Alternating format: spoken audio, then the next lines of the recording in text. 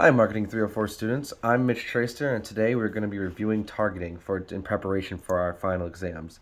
So basically, targeting is the fourth step in the STP process, and there's four different types of targeting.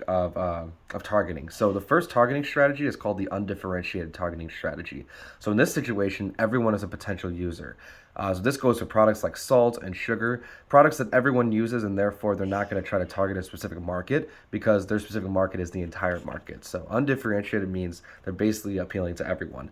Now, some products that used to be undifferentiated are now what's called differentiated targeting. It's a differentiated targeting strategy. So this is when you target several market segments. So a good example of this is gasoline. Gasoline used to be marketed to everyone, but now whenever you go to the gas station, now you see usually three different types of gasoline, and that's to target different market audiences. So you got the 87, which is the lower octane gasoline, even 89, which is the middle, and then you have 93, which is the highest. Those are all different targeting market segments.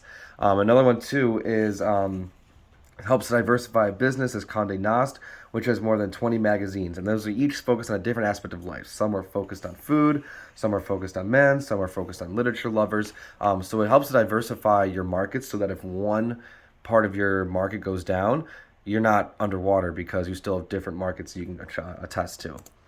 The third type of targeting strategy is a concentrated targeting strategy. So this is a single primary market.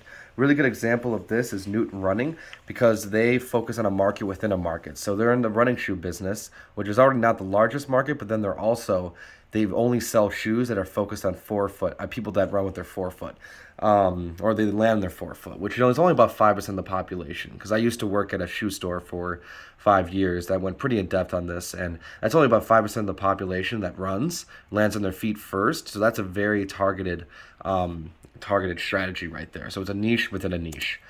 And then finally, for the last targeting strategy, we have micro marketing. So this is basically known as one-to-one marketing. So a really good example of this is Procter and Gamble. They basically use Google search information and find out when women start looking up for tips on pregnancy or anything to do with pregnancy, and then Procter and Gamble knows how to market those products to those women because they're only focusing on pregnant women. So this is one-to-one, really direct, really segmented marketing. Yeah, so those are the four types of target situations, and I hope this helps in the final exam.